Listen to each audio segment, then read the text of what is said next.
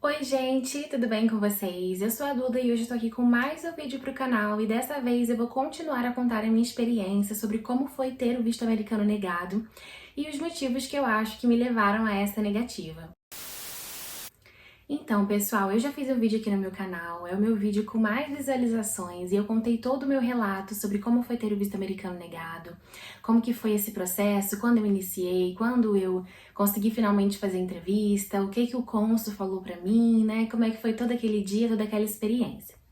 E aí várias pessoas comentaram, né, no vídeo, eu fiquei muito feliz por isso, realmente me deixou muito feliz, né, esse engajamento das pessoas estarem comentando seus relatos, o que elas achavam, né, muita gente falou pra gente não desistir, pra gente tentar novamente, e muitas pessoas, né, deram opiniões sobre o que elas acharam que a gente pudesse ter feito de errado, né, pra que esse visto fosse negado. E hoje eu vou estar aqui conversando com vocês exatamente sobre isso, né, os motivos que talvez puderam cooperar para que a gente não conseguisse ter o nosso visto americano.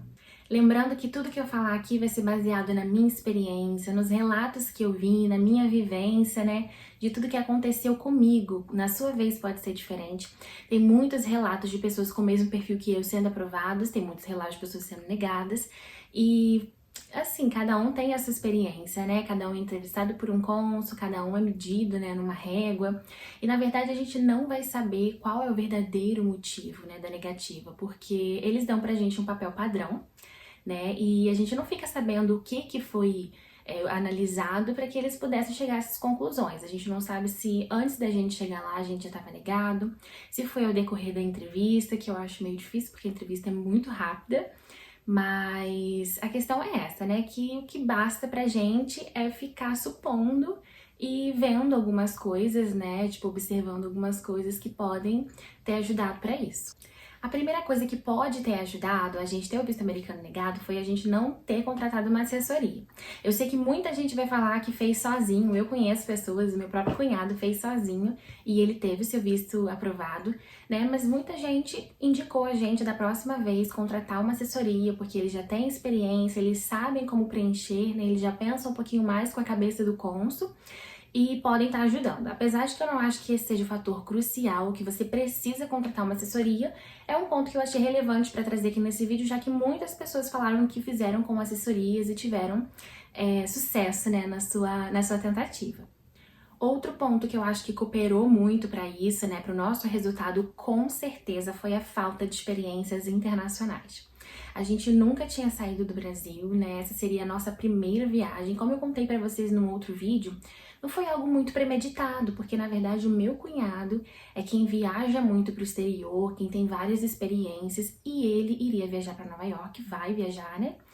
E ele sabia que era o nosso desejo de um dia também fazer essa viagem e ele resolveu convidar a gente para viajar junto com eles. Então que a gente começou a fazer esse processo e aí a gente, né, na verdade começou esse a ser o maior sonho da nossa vida naquele momento, porque era a coisa mais nova, né, novidade do momento, era a gente viajar para Nova York. Mas antes disso, óbvio que a gente tinha o desejo, como eu, por exemplo, tenho o desejo de visitar vários locais no mundo, mas não tava pensando em viajar pra Nova York agora e nem seria, eu acho que, a minha primeira opção. Então, a gente não tinha essa experiência e eu acho que isso conta muito, porque quando você tem um histórico, né, de pessoa que viaja muito para outros países, está sempre voltando, eles já entendem que você provavelmente não vai querer ficar no país dele, que vai ser mais um passeio que você tá fazendo, né? E na verdade, nós queríamos fazer o passeio, viajar, né, ficar 5 dias lá e voltar, mas o cônsul não é obrigado a saber disso, né? Já que muitas pessoas com o nosso perfil vão para imigrar ilegalmente, talvez eles possam ter pensado que nós também iríamos. Todo mundo que eu assisti os vídeos, né, pessoas especializadas, assessorias, todo mundo fala muito sobre o tal dos vínculos. E a falta de vínculos é alguma coisa que eu acho que também pode ter sido importante.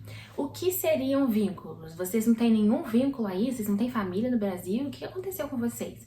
Não, gente, nós temos vínculos sim, né, que pra gente é muito importante, como os nossos familiares, nossos pais, nosso trabalho, eu com a minha faculdade, né, o meu namorado ele já é formado, faz a pós-graduação dele, eu ainda tô na graduação, então pra nós esse é um vínculo muito grande, a gente não deixaria o nosso país nesse momento, porque a gente quer concluir os nossos estudos, a gente tem nossos familiares que a gente não quer ficar longe deles, Então, pra gente é um vínculo muito importante, mas eu acho que pra eles talvez não tenha sido. Porque, por exemplo, muitas pessoas têm como esses vínculos uma casa própria, um carro no nome, filhos, talvez você ser casado, né, o seu estado civil. E eu não sei se esse seria um fator que determinaria, né, ser aprovado ou não. Como eu falo pra vocês, tudo aqui são suposições, né? Você vai encontrar na internet relatos de tudo, pessoas de várias idades que viajaram para o exterior, que não viajaram, que seria a primeira viagem, né, de várias rendas, com vínculos ou não, né, com seus próprios vínculos. Mas eu vi muita gente falando sobre isso, né? Então, assim, talvez eles possam ter achado que nós não teríamos vínculos aqui no Brasil suficiente para nos prender ao nosso país. Outro fator também é a renda, né? O quanto que você ganha. Eu lembro que meu cônsul me perguntou quem iria custear a viagem, né? E eu disse que seria eu, que eu já tinha comprado um pacote promocional e eu tava juntando dinheiro e de fato era verdade, a nossa viagem já estava paga e a gente também tinha o dinheiro pra gente passar 5 dias lá, né? Não seria, nossa, uma viagem hiper ultra luxuosa, porque a gente também não tem renda pra isso, mas daria pra gente passear tranquilamente e voltar. E o aéreo e a hospedagem já estavam pagos, né? Eu contei pra vocês que a gente comprou as nossas passagens, nossa hospedagem com o Uber. Muita gente falou, nossa, mas o Uber é confiável, não tá falido? Gente, eu não sei, porque eu não pesquisei mais depois da negativa do visto americano. Eu não pesquisei mais sobre isso, eu vi uns boatos, mas eu não entrei em detalhes. Eu sei que meu cunhado teve a viagem adiada pro ano que vem e as pessoas que a gente vendeu as passagens também, pacote também, né? Mas eles não fizeram nenhuma reclamação, só que teve o adiamento mesmo, mas até então eles vão viajar o ano que vem pra Nova York. Então, assim, viajar pra Nova York é uma viagem cara, né? Como eu falei pra vocês, nós tínhamos essa condição, né, de acordo com as nossas limitações, mas a gente já tinha pagado o pacote e a gente tava com dinheiro pra poder viajar, pra conseguir ficar tranquilamente nesses 5 dias lá. Mas talvez pra eles não tenha sido o suficiente, né? Você olha uma renda e você fala, nossa, Nova York é uma viagem cara. Será que eles realmente vão ter condições? Ou será que eles não largariam esse emprego que eles ganham tanto pra se aventurar nos Estados Unidos e ganhar em dólar e talvez depois voltar? Ou ficar pra lá mesmo? Então, assim, a gente não sabe, na verdade, o que passa na cabeça, né? Mas, por exemplo, pessoas que ganham muito bem, que trabalham na área, né, que cursaram, que fizeram graduação e que, nossa, tem um salário super bom, realmente é de imaginar que talvez as pessoas não fossem largar os seus bons empregos para se aventurar ilegalmente em outro país. Então, também é um fator, né, que eu acho que pode ser determinante, sim, para que o cônsul analise, né, o consulado no geral, analise se essa pessoa, quais são as possíveis intenções dessa pessoa.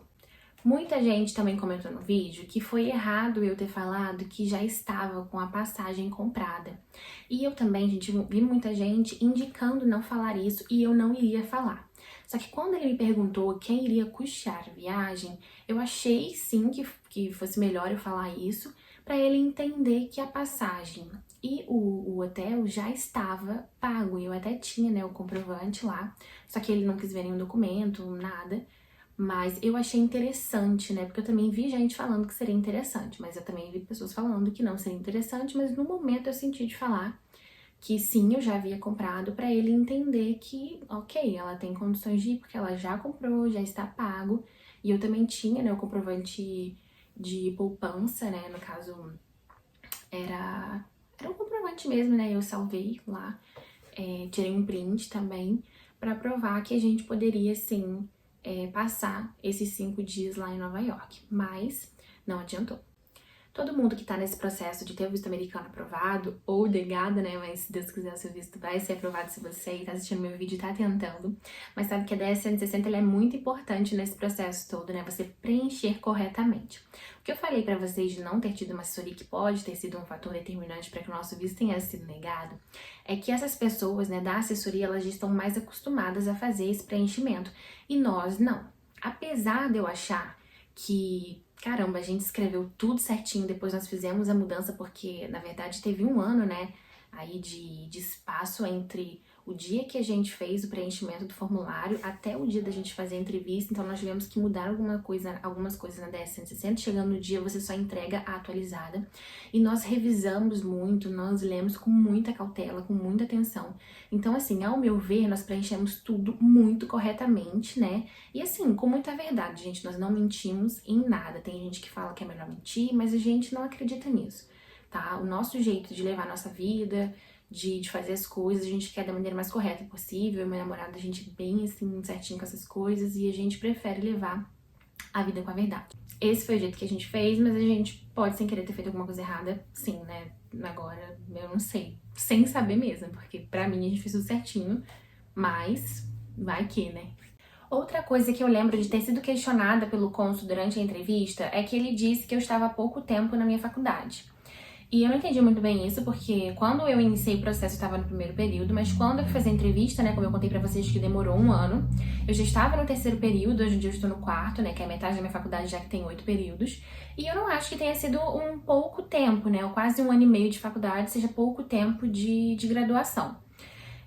Eu não sei se passou, sei lá, uma fique na cabeça dele, que ele achou que assim, mas eu acho que só faria sentido se estivesse no primeiro período, né? De estar traçando um plano de matricular na faculdade, querer emigrar legalmente, depois eu trocar minha matrícula e ir para os Estados Unidos. Mas eu acho que 1 ano e meio era um bom tempo, né? E de maneira nenhuma essa era a minha intenção. Mas eu lembro que ele frisou isso também, então eu acho que de repente pode ter passado alguma coisa do tipo na cabeça dele.